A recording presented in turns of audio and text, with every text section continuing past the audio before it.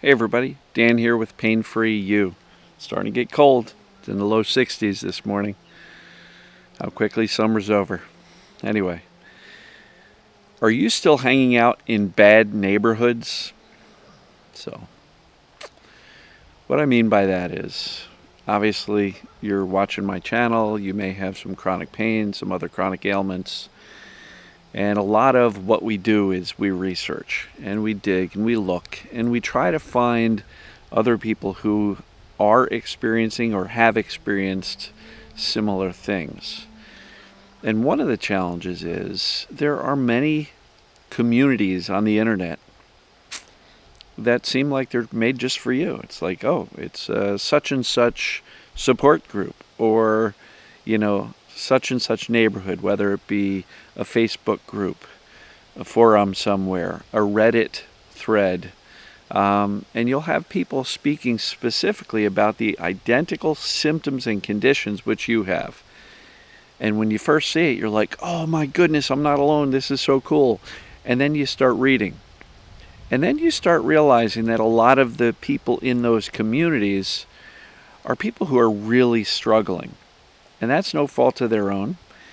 But then what they end up doing is they say, well, I tried this treatment or that drug and it didn't work and that didn't work. And now I'm worse than ever. And here's what's going on with me. And I've been doing this for 20 years and fear, fear, fear, danger, danger, danger.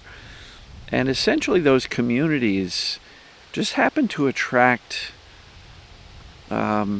conversation about symptoms and failed treatments. And there's a lot of despair, there's a lot of hopelessness, there's a lot of brokenness in those communities. And I know many of the people who run those communities are extremely well-meaning and they care and they love everybody.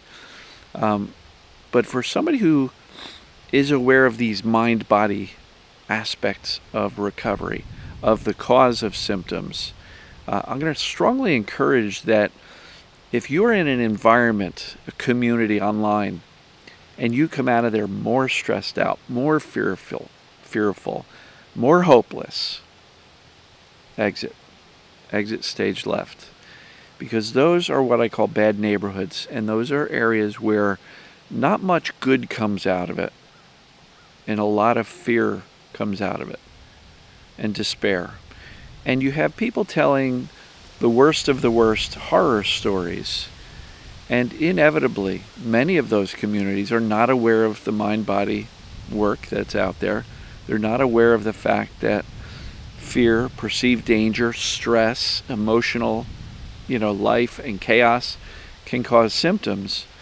And if you happen to bring it up there, in often cases, you'll be vilified and attacked. And so that's another reason that they're not your people. They have a similar condition as you, but they're not your people and they're not going to do you any favors. That also goes for medication withdrawal communities. Again, extremely well-meaning people, but they don't see that there's an alternative to getting better than doctors, treatments, medical, waiting it out, whatever it may be. And some people have just resigned that this is my life. And unfortunately, in the mind-body space, once you have learned how the system works, once you have done the assessments and determined that your conditions are in fact created by a brain perceiving danger, then hanging out with people who don't think you can get better, that think this mind-body approach is hogwash and won't work for you,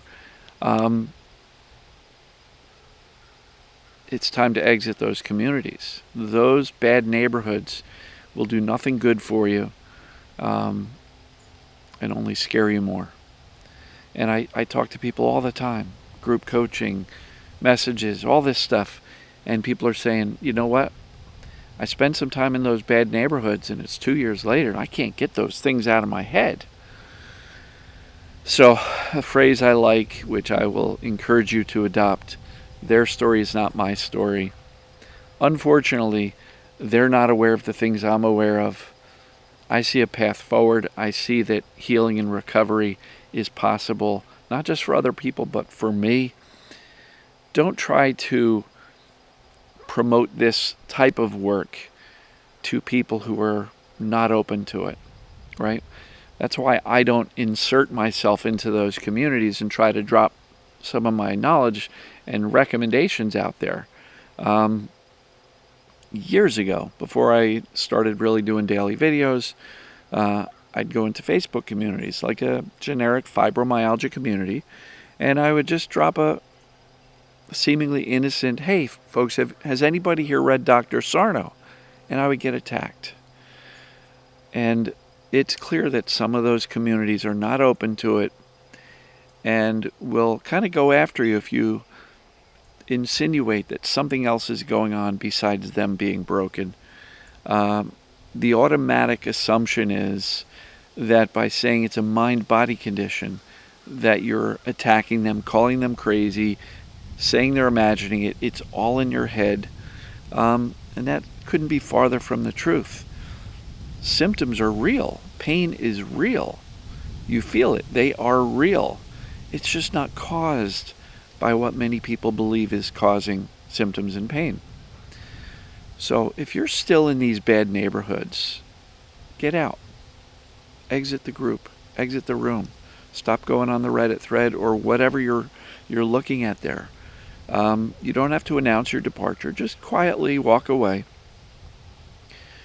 And if you have made acquaintances with people from those communities that you communicate with privately, ask yourself, are these people adding value to my recovery, or are they just communicating with you from a commiserating complaint standpoint? Because even some of those acquaintances that you may have met in these communities may not be doing you any favors. So take a good hard look at the input and the content you're consuming.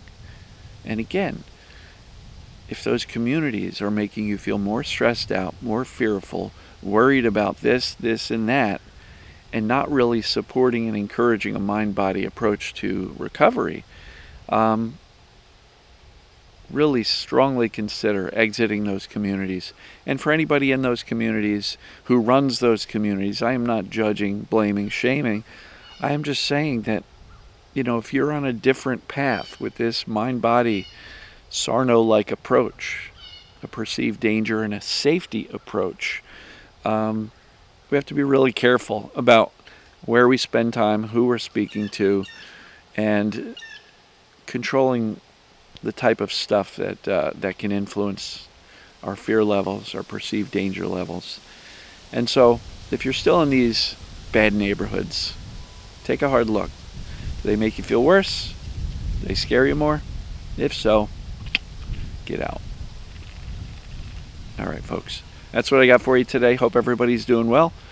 Love you, and we'll see you tomorrow. Take care.